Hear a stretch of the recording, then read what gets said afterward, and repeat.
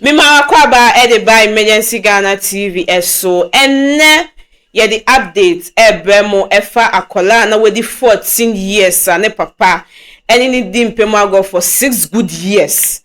enne ye the update no ebremo eni ntine ye nsem ne beko ni akwa video no aba because yati asem de eni ntine ye nko ninko video no emra sisi subscribe na like na for commenting so ebra comment section. The president for kan ya ne say se yede ni tumu asuku bebo nti wo papa so pa achewa monko wode ne bedru fie kura de ne kankan no de akodai wo fom akodai se brato fom ni be se brato eneja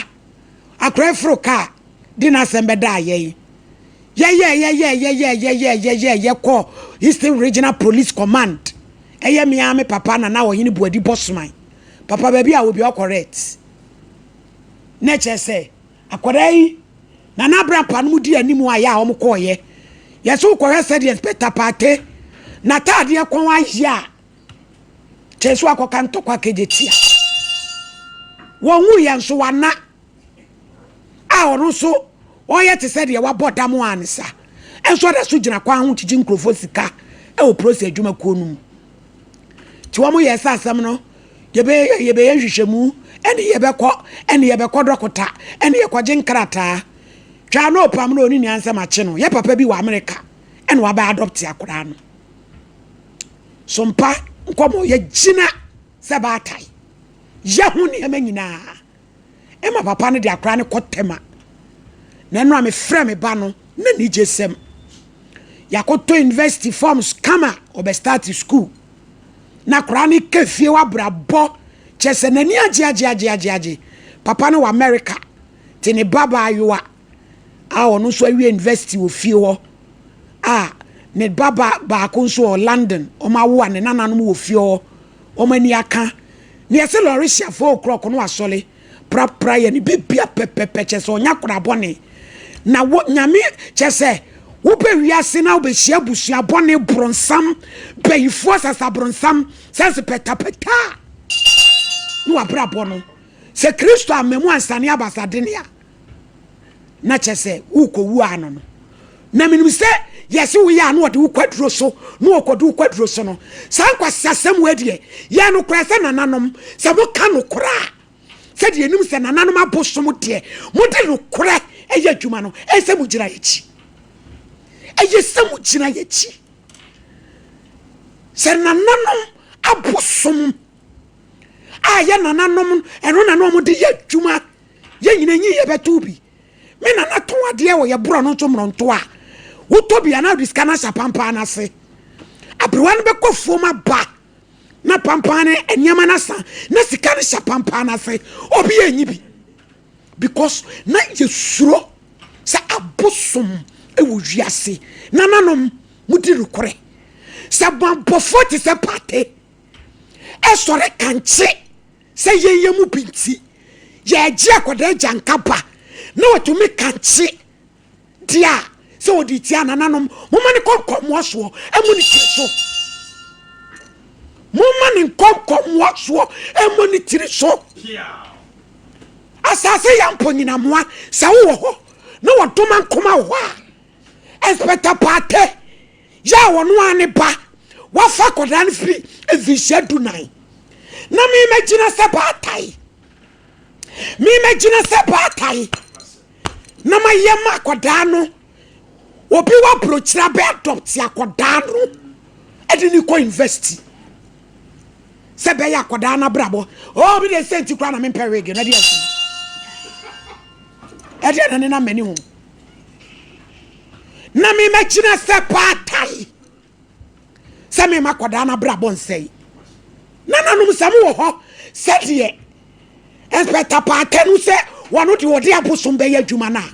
me de mi kura babro na nanum mudi asem se wo boye mu pidin a mo man konkomo so e mo ni so amen mo man konkomo so mo ni tiri so Jeremiah 19 verse 1 say fa kukuo ko gina bonten wo ma no anim na pai no enipa nanim pate baby a wo pia ya to ayirem yiram akoda no obi adopt no odini ko invest enti so Nkomo get results tell me the champo ebreko na abrampa mtete abrampa de ona ade akora no kwa wi akafi ade ko imasem chia atiefo na ahwefo nyina so mama obi ameka se che egu mi ko mu do so nyo na ato mama wakako so mama non pa ko nyo se ni osika edrum pempenso bia the fashion na ode egu mi ko edrum pempenso bia ya na enkwanhia ne esan ne edema bebre tutu nipa na ezo so no onyankopon no ya na otimi fam no afa obi akoma no waye nipa no eyi ebi na na no akoda de esi bonya krampo me yini se akoda wadi bia ma ne ho atone se ne wadi bonya me beye ni agiagiage me na asakola wo ne kasa wo na ni agi no ohurihuri no akoda na wo hwe ne se ne oba yi na wa chenchene echire yi se ne ya wodi ne ko to hotel aduani a wo die enema wo de sra ne mu se oh abije kwa de ese wanka ne ye akoda echi hu na SMS Ghana ni tinwi bi a wabo ne sebi ni shape bi anka ne papa no nko wose no so mama Ewrade won hira na ni pa nyina so na etiemu a sebi wo munya emoa wutie fidie so yi na ewu ye nti ene onyakopo kan ho a wutiemu na mo na ba sharp eni dabi ena akoda baabi a wonya atam de me pa ye nura na me bo wo efie ene se obunsam bia medada akoda yi na akoda no won tena honom na emfa so a ya nkrofo so benya fi no honom da ache no wo mo nso sa kan de so mama ni oba ha se nrai sebe yenya ne ho ade obi enwu awade baabi a ya wode ne okro no okro kotwa de bere nufo kwakoye adwuma kama na mom no onimo na ye tu nufo ne tu ne ye bia ni ade oh okodu anope ya homachi odu ya no frame so abedu nti dabe na adwuma ne won start na me di minuane number man to ne na kasa o ma hyehye bibia wi a adwuma da obekwa ko start adwuma no akwa no so oba ha se no wo wadwempa wo sa adwo ena sebe ni ofa mu nyina so onim se ebeye yie ena be me yentumi anye so ma me yeda wase onyankopon de obekọ so ama adwuma we se no Ewrade na mo so akira afoforo na me nka ohu yo oba yeah my lady nyame nhira opa asa de aye nyina ya no gusu ya na wiase de oba wiase na wanya boafo kohie agabone se insopeta wasem no eya na mu oya abaya nyame na atwitwa age ne kire se otena ho na anamo otu ye wantu a saa bre bi kura na ya deda na ato na atwene kura dadaada na agabone a o chen se ya me ka se odahye uniform gina adwuma mu ye adwuma Ghana obi an ka hwe no be the articulator so ara ato na atwene kura sanka beboa my lady nka beboa o because nipa boni ni bi say no nko ensam fatakura so otiase no ho memframa o san twinsem twan twi protest wonim sade a wo ye nye enka tena sananka ye hunu kwan e befa so wo ba nanso enam sa wonwune ne daache ho mfa ne ho no so ho baabi e na akodura enso so sakura na basompa ka ne papa mu asanka so ofro ka so ohwehwe ne ba so threaten no ontimi ama wo ka kire so oba na obewu a yen yasem nanso so nyame ama yanimu anwu ase nyame adom obi domfo bi we kura de America ya ono na afo nyina so gu abrochire ho bie nyafti papa mute se meje di kura so obehye 90 adeda woda so obeso da ye pa informs we go school ai won ko so inspector ho da ye papa ne de onfa ne hu ni da ye nyina wo kuro we mu na nyame nhira o because sister iba ofia me hu no edu ba me hu na me nim se bia obi kura o ye adwuma wa han o kama wahwe nipa na ma waye kama eja ode ne ba ntumi anya so nyame na mo so aye nyame nhira o na yenua ba na oba aye nde me de me to ne nkran mama ne no onim na ekoye na okofre saa kwa asasa bronsam no na de nkan ne be konkran ko fan ba ka protest ye ye be twe no nya agro ensam a ekoso no to de bi emu oya na wanya obi ankwa pa ntwere no ama na anso ye wa na ese abrabo no esi my lady nyame nhira enua be na ninna so obenya baabi nso akwa akwhye nyame nhira abrampa na ade ne koye no kwasem fi ade ne ko mu ate say twafoni ne kire my lady nyame nhira opi said ye we wadwuma no nyame be koso no wahira my lady papa ne frɛ no papa na sema o gina so pa se obegya akora ne se sa akora ne san akɔ papa no ne papa obi ma obeku no yo ai ko beku no ai ebi se ekwan a papa ndi akora na fa so san akɔ a wabɛte no to no obeku no enti akora no obegye no my lady bro nyanim ana papa ne frɛ sɛ opesa akra no enko ne ba ode me number man ne ba na ne ba ne frɛ maledi nyame adom kakra wadaroma yekoko piem tema na hohu ani akese enzu hunu krom jamana anim ho o maledi normal o se me kan wo so temase olma ba bia me free ho ba bia nyame mase me free chechere o de tema me de ne da ho edi we kopie honom no maledi ya free awuraba no o my direction yekosi ye o odi awon keka ebe faye ma de ekofie maledi ewura honom ano ko yi nsuo na dan no nyame no maledi se opɛ asɛm na abɛkɔ abɔnten akonya asɛm bibia wo fie ho bibia wo dan nim ana ono nko antimi mpie se dan ne da me ne ewura ne kasa ono nko antimi mpie ubepia na ne ewura no mo kwa so onye bibia akora no rehia ubepia na ne ewura no mo kwa so wani suoi maledi ene se no okoko obaifo enti efie edan no asihyem saa wo papa edi watu waku na obunfo bi aso omwa no won transin ko school wo jimi ho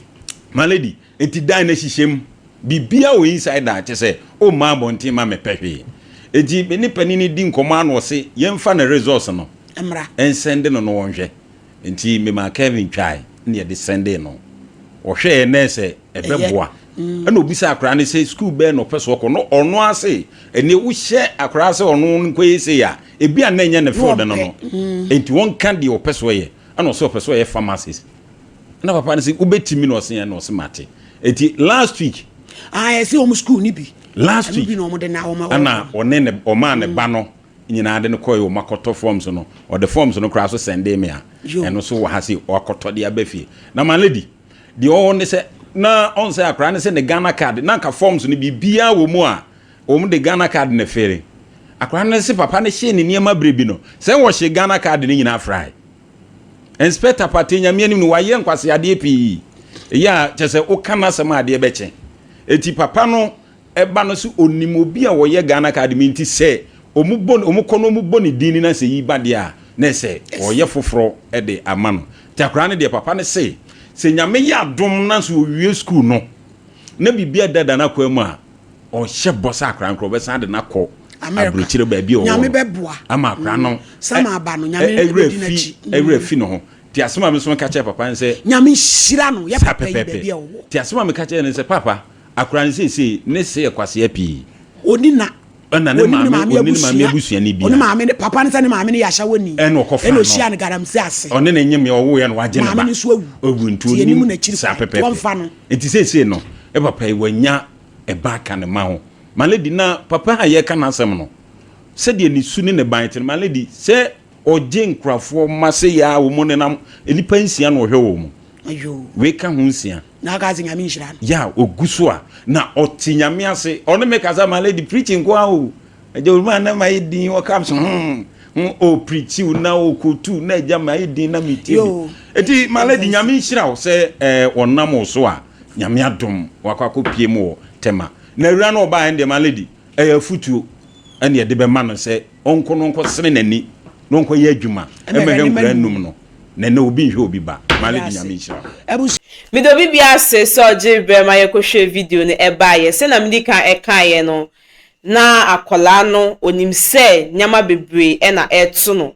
eninti no pese ye boa no eninti no bepie mu e wo fidem hase eninti no my lady so ahwemu ama sisia no ya boa akola no ama obi etimi adopt na bibia etimi ekoyie ede ma ababawa no na ye search de amponyankopon se obebo akola no ho ban na bibia ode si neni subia no ontimi enye esanse sisi ano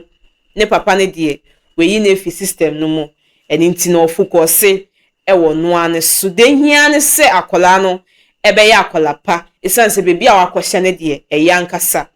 eni nti no ye sra akola ne se ontimi enya akola pa na papa no bibia papa no pese ohwe ne du no ontimi enhwe no midobi bia se so jibre ma yedi eni edi story we chi dani deni anso yedi bibia se so the emergency Ghana TV so eye ne number 1 channel edi ameji so ani kechi mami esi NSC yebesanso edin shemu ewa Have you ever tried to buy something online only to get scammed, or have the seller waste your time, or maybe you're a seller who spends hours preparing an order only for the buyer to cancel last minute? We get it. That's why we created Copland, a simple, secured marketplace designed to protect both buyers and sellers. Copland is here to end their frustrations with a reliable solution. Our team noticed that a lot of people are either being scammed or losing valuable time and resources due to unregulated marketplace practices. So we built Copland to tackle this problem. So Copland uses a secure payment method known as escrow,